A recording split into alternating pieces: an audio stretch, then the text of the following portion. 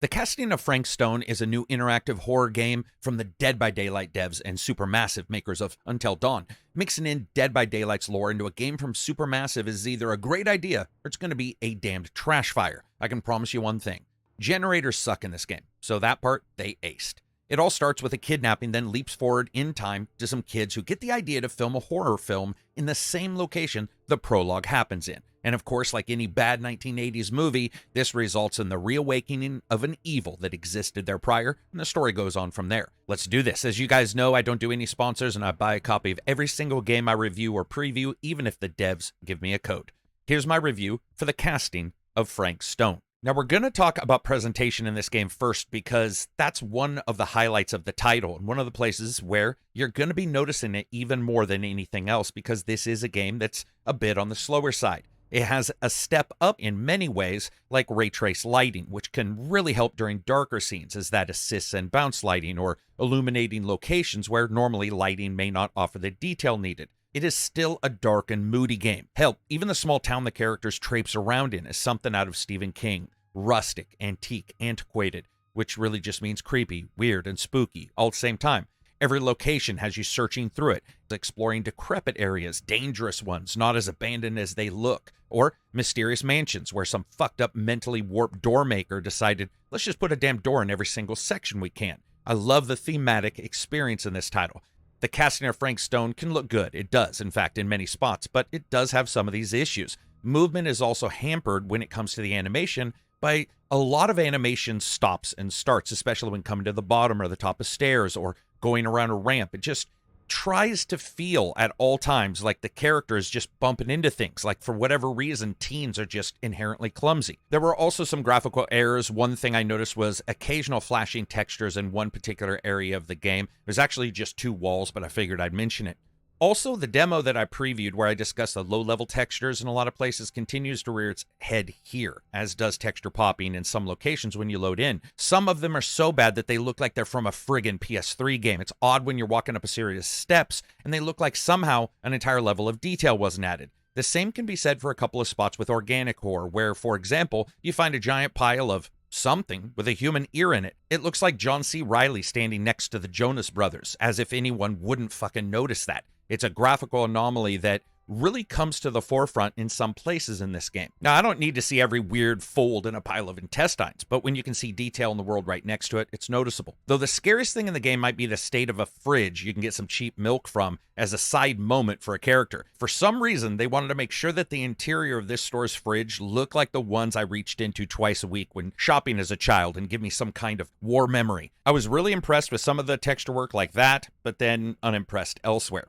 When it comes to the performance, especially with, in some locations, a lot going on, this is brought up by frame gen if you have FSR and DLSS, but it's actually pretty good without it. It just depends on what some of the settings you've chosen are. It also has TSR and XESS for your cleaning up of the image and upscaling if you choose. Now on the 4090, even in the busiest times without frame gen, it was 60 plus. With frame gen, you're talking about 100 plus. Oddly enough, DLSS frame gen did not work even though I have a 4090, but frame gen for FSR did. Both options are in the game, and I did inform the developers that bug. When it comes to the characters initially, there is some pretty serious uncanny valley going on with the characters that started to settle down the more I played. But what works excellent here is really regardless of whatever set piece you're going to, and there are vastly different set pieces in the game, it had a great overall atmosphere and vibe to it. Listen, I pick up on things, and then I explain them in the reviews, but only an idiot looks at a friend's wedding ring one edge at a time. It's about the entire package. And as an entire package, I did like the presentation, even with some of the weaknesses that I just explained. When it comes to weaknesses, there is one place this game has none, and that is in the audio. This is excellent. Noticeably prominent sections when exploring the subterranean depths below the mill or even the forest around it, as well as the manor in the proper timeline. It's very well done and has enough samples and sound effects and offers just this blanket of sound and dire feeling to it. In the mill, the creak of fatigue metal above you always adds a bit of tension to even a goofy or light moment that you may have. And no matter where you are, there's this feeling of weight above you, like whatever's up above your head could come down at any moment. The same can be said for music. Musically, the game is phenomenal. Now, first, it has sort of 2 sides, the more thematic and cinematic side, closer in line with horror movies, with Stranger Things, and more eclectic fare and non-commercial sides that play out while exploring or in discussions. Storytime moments where characters try to piece together what's happening. Then it has this driving side, a thunderous, pondering soundtrack during escapes from the killer who fucking Kool-Aid Mans through one wall 1 second and next ponderously pursues the remaining characters the next as they try to escape the world's least fun bed and breakfast. Great music, great audio. Now, for a game with this much talking, we got to talk about the voice. The acting and writing goes from, this is pretty much expected teen angst, but written by 40-year-olds who watch too much CW, to really good. It just depends on what character and when. Many characters, by choice or just the writing itself, don't go the way I expected either, which was actually pretty nice. There's some growth there, showing some distance between ages depending on if you're playing the prologue or if you're playing the main timeline or the later one. Most of the issues that I noticed cropped up with the voice work, they were more based on the writing than they were the actual voice acting itself. It's just a bit spottier than I expected.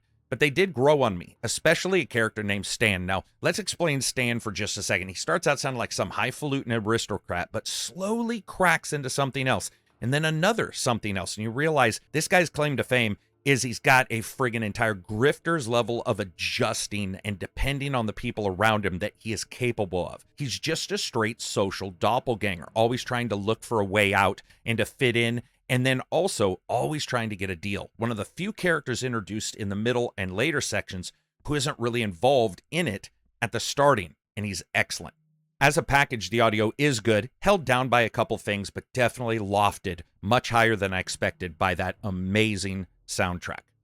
Let's talk about the gameplay. Casting plays out a bit like a walk and talk, point and click interactive movie at first, but it does have a number of side gameplay elements, such as the characters who are outfitted with a piece of ancient ghost-busting tech you have that you can use to save one another as you try to piece together the story and try to stop Frank Stone. And this really does hit the movie mold for various reasons. Each choice you make either changes the fate of others or alters the story timeline of events that can have far-reaching impacts from chapter to chapter. We're not talking small ones, we're saying character to character as well as entire characters being present or not. QuickTime styled events such as pressing a button a bunch or aiming and hitting a button in combination during fights also shows up. It's easy enough to do, but on the harder difficulties, the timing is not at all charitable, so you have to be paying attention. When exploring and searching little Sherlock Holmes character wannabes trying to piece together what's going on, you're going to find interactive pieces around the world. And if other characters find them, they may call it out to you to have you come and look at it. These can be broken up or interrupted at almost any time in some of the dangerous areas by Frank, which sounds hilarious when you think about it. But seriously, Frank just comes a-killing. The game moves from moment to moment as characters in a scene, then splits itself into chapters, some much shorter than others. This does offer a somewhat unique problem that creeps in, though. Unlike, say, a Telltale game or Until Dawn, which is just one of the premier games I'm using as comparison because people understand, it can take the game a bit of time to get from the initial prologue and then get the starting of the first storyline going. Because when you jump into the second storyline, which is after that, for the most part, those characters don't know one another again. So piecing together bits of story and dialogue between them can feel as if it's pacing out, as if it's just satisfied like a master writer, thinking they're smart by offering suspense and intrigue by making you wonder what's happening, and then bouncing between timelines, many times answering a question asked in one section in a completely different one. That doesn't always work perfectly, and the story does get going. It takes longer than I expected, longer than I wanted, in fact, longer than I think is probably healthy for some popularity of this game. But, and this is a big but, when it does, damn, that story's thick and juicy, and it made me sit up in my chair and instantly take note that more things than I ever thought were going on, or had occurred, or were going to, depending on if this was a flashback, or the current time, or the time between the current time and the prologue. As characters live or most likely die and find more and more information, at some point you're going to find yourself finally having completed the game, regardless of how many people are left alive. And here's something that was absolutely not expected and might be the game's premier feature for me. The game has this cutting room floor option, letting you go back and see the decisions you made as well as everyone else's in the moments when failure or success took you forward, and scan through that film and you can see exactly what options there are or if there are more, and jump back into those paths. And it had me spooling back, looking, searching for information like a paranormal researcher in an old library looking through microfiche trying to find some news article. I don't want to explain much more, but this isn't the typical things that we see in others. There's been a couple games that have tried this, but it makes more sense here, and it nailed it. Now, that won't appeal to everybody, but the metagame within the game absolutely grabbed me, and despite the slow starting, this is one of the few games where, due to how many situations are going on at once, I can't even grasp how many different iterations of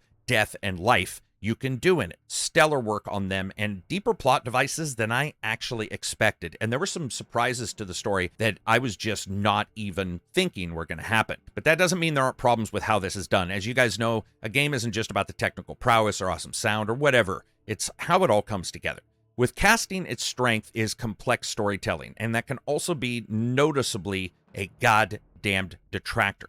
It's more difficult to get a pulse on some of the characters, and that's because just when it gets good, the scene cuts elsewhere. While cuts and chapter breaks aren't unknown in all these kinds of games and movies, hell, and chapter leaps in novels, here they just don't always end in a cliffhanger to make you want more. They end on a note that makes you feel actually interrupted, like the cut shouldn't have happened there. And while that is the nature of interactive games, it's a little bit like a dad telling a story starting at the end, then leaping into the middle, and just when you think he's going to tell you the beginning so it all makes sense, he goes, oh, at the starting of this, I should have said the Irishman who walked into the bar also had only one arm. And then not realizing that ruined the entire thing. Also, I did get stuck one time with one of the characters that refused whatsoever to leave a doorway I absolutely had to get through. And the only way to fix it was to go back to a spot in the cutting room floor device and restart. I lost about 10 minutes, but that was very bothersome. Also, the way the narrative plays out, it's not as always fun as it could be. I did wish for a bit more lore that was findable, that didn't even need to be voiced. It could have just been a couple instances here or there. And also, while fans of Dead by Daylight will enjoy the lore spots that it gets, I'm not talking about those instances in particular here. Even a non-fan of the game won't have much of an issue, but it does crop up. And the Dead by Daylight stuff that's added, some of it fills out lore, and Dead by Daylight fans will love that. You might, if you're not a Dead by Daylight fan, be playing this and get something and go, why does this matter? And the question of why can come up, especially in cosmic horror, or elder gods, or mysterious things that exist out there. They're great, but sometimes the game just likes to drop a sentence or two from a character, and you're like, dude, that legit doesn't make sense. It's like having Ricky Bobby yell shake and bake if you asked him a math problem, and then everybody trying to figure out if the bake was a clue about how many degrees Fahrenheit a puzzle has. And then you sit down and you go, oh, actually, no. Those words just didn't make sense at all. It's like they just needed a filler word or two. And that's happened a couple times in this game where I'm like, what? Then you realize, yeah, nope, they just sounded good. And so they wrote them in.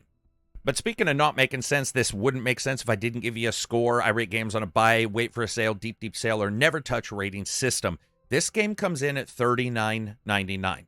Now for me, despite some pacing issues, the graphical anomalies, and a horror game that might take you 2 or 3 times to get through and get all the game's replayability and thematic retelling of story moments and how it all fits into the narrative, it is also functionally excellent. Bringing the game mode into the actual narrative works perfectly, and when I beat it, I instantly started the game again without any hesitation. Well, I was going to say no hesitation. There was a little bit of hesitation because I didn't want to play the prologue again, because this would be the 4th time between the demo and the main game.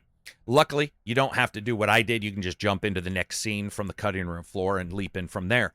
It's a completely awesome experience. It may frustrate some players, but it absolutely worked for me. It just really ended up causing me to want to look through every single item that I had collected and parse it for data and try to figure out if I'd missed something, if a name meant a certain thing, or if a term meant something else, or if there was some little thing that I had missed throughout the gameplay. And I love that. Also, my second playthrough did have some very different sections of the game, and that was awesome because it changed up the entire way an entire scene played out in a massive, massive difference. Anyway, that's it for me. Peace out. Make sure to check out the podcast on the new podcast channel. Check out the Patreon. It helps the channel. Listen, we don't do sponsorships of any kind, and I don't go on trips to Disneyland to preview games. It's just me. So helping out on the Patreon is always a good place. Also, hey, you get to come in there, play some games with us, stream, play some D&D, talk about audiobooks, all that kind of crazy nerd shit. Peace out. Enjoy the rest of your week.